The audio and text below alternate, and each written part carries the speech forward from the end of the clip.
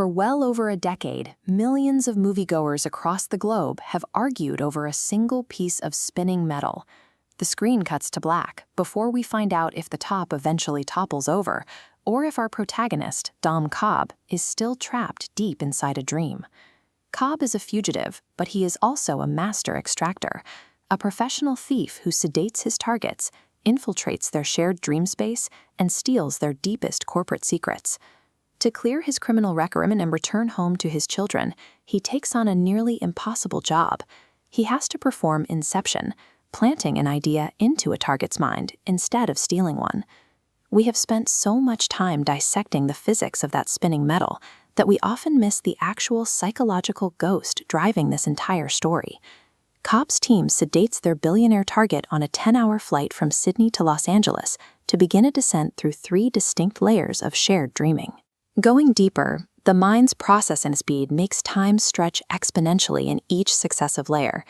10 hours on the plane equals 1 week in Level 1. In Level 2, that expands to 6 months, and in Level 3, it stretches to a full decade.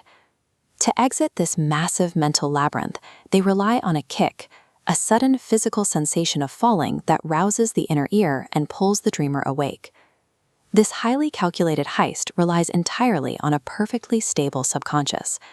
If a dreamer brings any unresolved trauma down into the layers with them, the entire architecture becomes incredibly dangerous.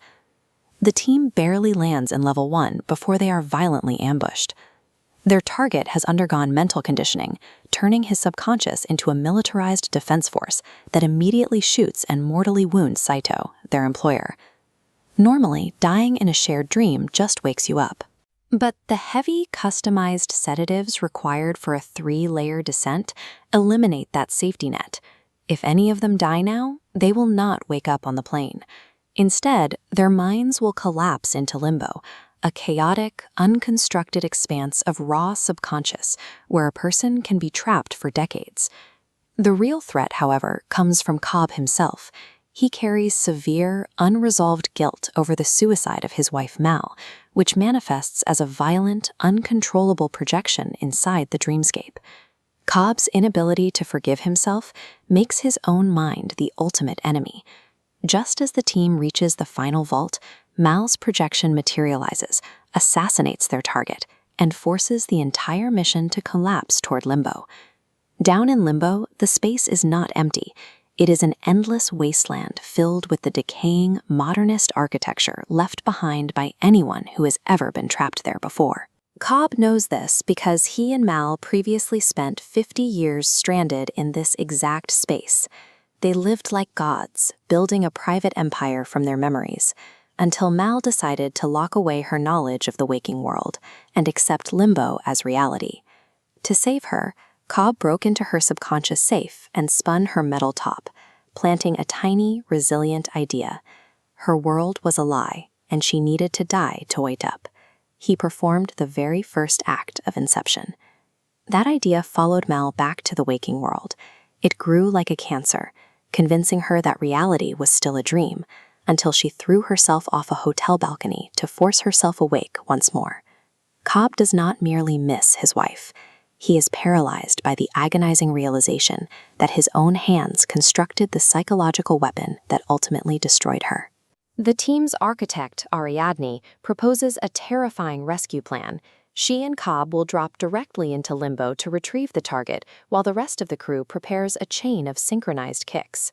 To wake everyone up through heavy sedation, they need simultaneous physical jolts across all 3 levels, blowing up a snow fortress, detonating a zero-gravity elevator, and crashing a van off a bridge into a river. The explosive chain reaction works flawlessly, pulling the team back up the layers. But Cobb refuses to ride the wave with them. He chooses to remain behind in the subconscious abyss to find Saito, who has finally succumbed to his wounds. Cobb sacrifices his chance at an easy escape. By staying behind to honor his promise to Saito, he takes his first true step toward redemption, choosing someone else's survival over his own guilt. Cobb eventually washes ashore and reminds a frail elderly Saito of their ancient pact. They take a leap of faith, and the entire crew finally gasps awake, safely seated on the flight to Los Angeles. Cobb clears immigration, passes his father-in-law at the gate, and travels to his home, walking into the backyard to see his 2 children. The ring theory offers a popular interpretation that provides concrete physical evidence that Cobb has actually returned home. Throughout the film, Cobb wears his wedding band during dream sequences. When he finally reunites with his children, his left hand is bare. This physical evidence provides a clear resolution, though focusing on the silver band often bypasses the director's true thematic intent for the ending. Cobb walks inside and spins Mal's top on the dining table, but the moment his children call out to him, he turns his back on it and walks away before checking to see if it falls. Christopher Nolan has pointed out that the emotional climax is Cobb's total lack of interest in the top's outcome. Cobb performs the final, most difficult inception on himself, choosing to finally let go of his ghosts. Our reality is a matter of what we choose to value. By walking toward his family, Cobb has finally, truly woken up.